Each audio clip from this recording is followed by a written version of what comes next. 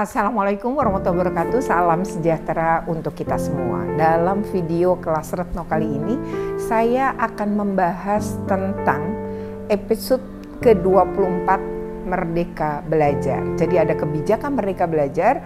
Nah, memang berepisode-episode ya. Tapi kali ini episode yang ke-24. Apa yang menjadi kebijakan Kementerian Pendidikan dan Kebudayaan, Riset dan Teknologi, yaitu diumumkan bahwa tes masuk SD itu menghilangkan Kalistung. Kalistung itu adalah tadi pasti semua tahu dong ya. Kalistung itu untuk SD itu apa? Baca, hitung dan tulis. Nah, kita akan bahas soal itu. Ya, kebijakan ini sebenarnya seperti apa ya? Dan lalu apa tanggapan saya sebagai pemerhati anak dan pendidikan? Kita akan bahas, ikuti terus dalam video ini. Tapi sebelumnya jangan lupa untuk di like, share, comment, and subscribe. Bagi yang belum subscribe, segera subscribe untuk terus terupdate dengan video-video pendidikan dan anak. Kebijakan ini disambut baik oleh masyarakat. Itu terbukti ketika saya menuliskan rilis, kemudian juga membuat status itu, dan juga ada di media sosial saya. Ternyata banyak ibu-ibu muda yang sangat antusias menyambut kebijakan ini, yaitu tes Kalistung dalam PPDB jenjang sekolah dasar ditiadakan. Sebenarnya kalau pakai menggunakan PPDB-nya pemerintah atau sekolah-sekolah negeri, itu sebenarnya tidak ada Kalistung ya. Karena masuk PPDB-nya SD, jenjang SD, itu dalam PPDB-nya sistem zonasi ditentukan justru berdasarkan usia. Jadi kalau usia 7 tahun itu biasa akan punya peluang. Begitupun 7 tahun ke atas. Nah, kenapa pemerintah menggunakan usia? Karena memang kesiapan mental anak untuk masuk SD itu setidaknya pada usia 7 tahun. Nah, lalu kenapa pemerintah melarang ini? Ya karena ternyata banyak penerapan. Banyak sekolah-sekolah dasar yang kemudian bikin tes ini. Anaknya harus sudah bisa baca, sudah bisa tulis, dan sudah bisa hitung ketika masuk SD. Berarti itu diajarkan ketika anak-anak ini TK kan. Nah, padahal anak-anak TK itu seharusnya poin utamanya adalah sekolah menyenangkan, bersosialisasi, bermain, kalaupun berhitung dengan ringan, kalaupun menulis sedang belajar, kalaupun membaca sedang mengenal huruf. Misalnya ada gambar ayam gitu ya, kemudian sering nih makan ayam gitu. Seperti apa sih tulisannya? Kentang, misalnya kentang yang biasa dijual lah di restoran cepat saji, kentangnya itu digambarin kentang, anak-anak udah biasa menyebut kentang, tapi sebenarnya tulisannya kayak apa. Nah, itu yang sebenarnya baru dikenalkan, tapi tidak membaca dalam teks yang panjang, tidak membebani anak-anak ini, karena secara mental mereka kan jadi tertekan, emang belum waktunya ya. Dan ketika kemudian diminta untuk membaca, mungkin bisa, tapi ada jadi bisa baca aja.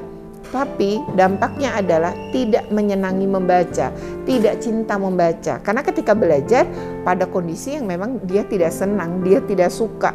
Jadi ada tekanan-tekanan di usia yang memang dia belum siap. Nah, itu kan bahayanya. Jadi ketika ada tes itu, maka akan mendorong TK-TK gitu ya, atau taman kanak-kanak dan PAUD jadi ngajarkan Kalistung yang sesungguhnya belum waktunya. Dan kalaupun diajarkan untuk mengenal itu adalah bertahap-tahap dari yang ringan gitu ya.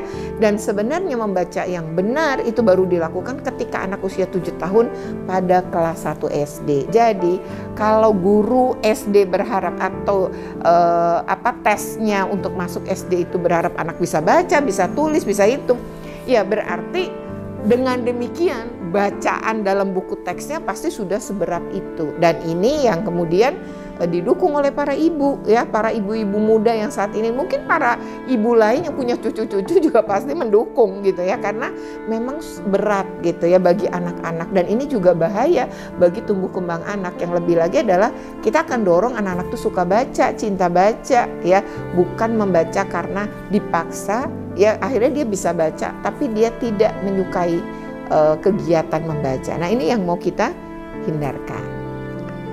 Oke, berikutnya lagi yang kedua ya, menurut saya ini akan jadi kepastian hukum ya.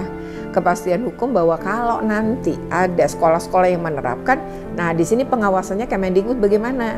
Nah, berarti kepastian hukum yang dimaksud oleh saya adalah tindak secara tegas jika ada sekolah dasar yang menerapkan tes Kalistung dalam PPDB SD. Nah, bagaimana mekanisme dan lain-lainnya Kemendikbud harus menyiapkan. Jangan sekedar bikin kebijakan, tapi kemudian tidak tahu bagaimana cara ini tidak dilakukan oleh sekolah-sekolah secara diam-diam, atau kemudian apakah ada pengaduan nanti gitu ya, sehingga para orang tua yang merasa ternyata sekolah tidak taat terhadap kebijakan ini itu dilaporkan, dan nanti Itjen Kemendikbudristek kan jadi bisa turun tangan ya dalam penanganan ini. Begitupun juga dinas-dinas pendidikan ini juga harus dilibatkan untuk mengawasi.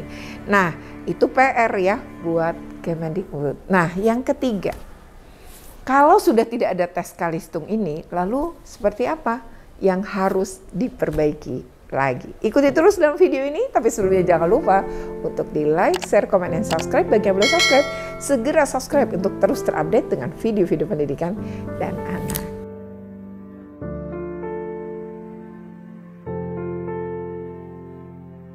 Yang harus kemudian dilakukan oleh Kemendikbudristek adalah memastikan bahwa buku SD ini harus sesuai dong. Kalau kebijakan seperti itu, maka ini buku-buku SD yang sekarang tuh ya, buku teksnya, buku teks pelajarannya, itu bacaannya banyak banget. Berat sekali bagi anak yang kemudian baru belajar membaca.